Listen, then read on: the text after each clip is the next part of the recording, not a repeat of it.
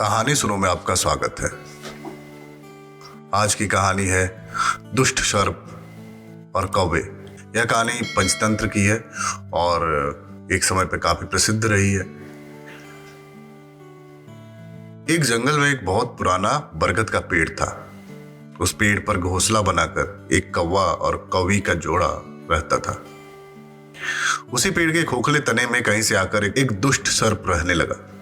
हर वर्ष मौसम आने पर कौवी अंडे देती और दुष्ट सर्प मौका पाकर उसके घोंसले में जाकर अंडे खा जाता। एक बार जब कौवा और कौवी जल्दी भोजन पाकर शीघ्र ही लौट आए तो उन्होंने दुष्ट सर्प को अपने घोंसले में रखे अंडों पर झपटते देखा। अंडे खाकर सर्प चला गया। कौवे ने कौवी को ढाढ़स बंधाया, प्रिय हिम्मत रखो, अब हमें शत्रु का पता चल गया है, कुछ उपाय भी सोच लेंगे। कौवे ने काफी सोचा विचारा और पहले वाले घोंसले को छोड़ उससे काफी ऊपर टहनी पर घोंसला बनाया और कौवे से कहा, यहाँ हमारे अंडे सुरक्षित रहेंगे। हमारा घोंसला पेड़ की चोटी के किनारे है और ऊपर आसमान में चील मंडराती रहती है। चील सांप की बैरी है। सांप यहां तक आने का साहस नहीं कर पाएगा। कौवे की बात मानकर कौवी ने नए घोंसले में अंडे दिए, जिसमें अंडे सुरक्षित रहे और उनमें से बच्चे भी निकल आए। उधर सर्प उनका घोंसला खाली देखकर यह समझता कि उसके डर से कौवा कौवी शायद वहां से चले गए हैं, पर सांप टोह लेता रहता।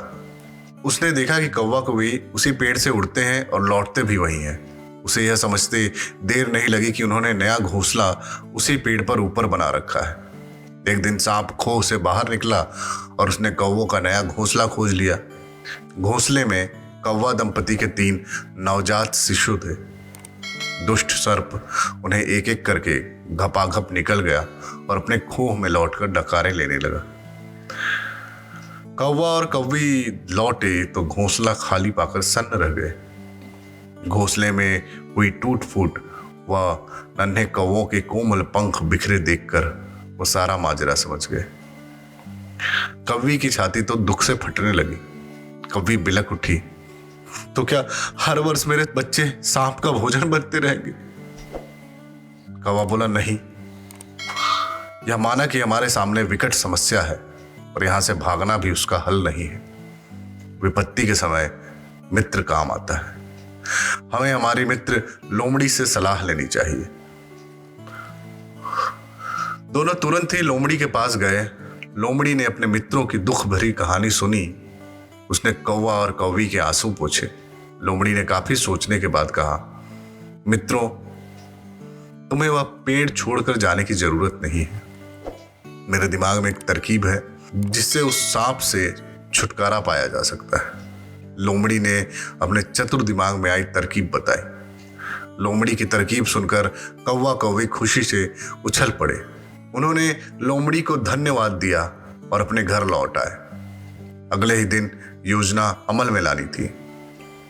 उसी वन में एक बहुत बड़ा सरोवर था। उसमें कमल और नरगिस के फूल खिले रहते थे।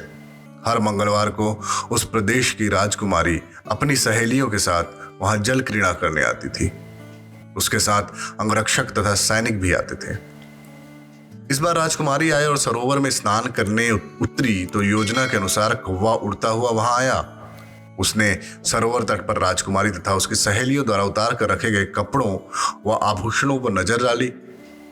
कपड़े के ऊपर राजकुमारी का प्रिय हीरे व मोतियों का विलक्षण हार रखा था। कवि ने राजकुमारी तथा सहेलियों का ध्यान अपनी ओर आकर्षित करने के लिए कांव कांव का शोर मचाया। सब उसकी तरफ घूमे तो कौवा राजकुमारी का हार चोंच में दबाकर ऊपर उड़ गया। सभी सहेलियां चीखी, देखो देखो, वह राजकुमारी का हार उठाकर ले जा रहा है। सैनिकों ने ऊपर देखा तो सचमुच एक कौवा हार लेकर धीरे धीरे उड़ता जा रहा था। सैनिक उसी दिशा में दौड़ने लगे। कौवा सैनिकों को अपने पीछे लगाकर धीरे धीरे उड़ता हुआ उसी पेड़ की ओर ले आया। जब सैनिक कुछ ही दूर गए तो कौवे ने राजकुमारी का हार इस प्रकार गिराया कि वह सांप वाले खोह के भीतर जा गिरा। सैनिक दौड़कर खोह के पास पहुंचे। उनके सरदार ने खोह के भीतर झांका। उसने वहां हार और उसके पास में ही एक काले सर्प को कुंडली मारे देखा। वह चिल्लाया, अरे पीछे हटो, अंदर एक नाग है। सरदार ने खो के भीतर भाला मारा, सर्प घायल हुआ और फुफकारता हुआ बाहर निकला। जैसे ही वह बाहर निकला, सैनिकों ने भालों से उसके टुकड़े टुकड़े कर डाले। दोस्तों, इस कहानी से हमें यह सीख मिलती है कि सूझबूझ का उपयोग कर हम बड़ी से बड़ी ताकत और दुश्मन को हरा सकते हैं। बुद्धि का प्रयोग करके हर संकट का हल निकाला जा सकता है। मिलते हैं एक नई कहानी के साथ अगले एपिसोड में।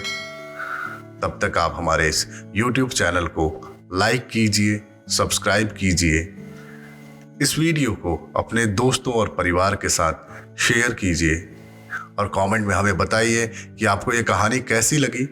धन्यवाद।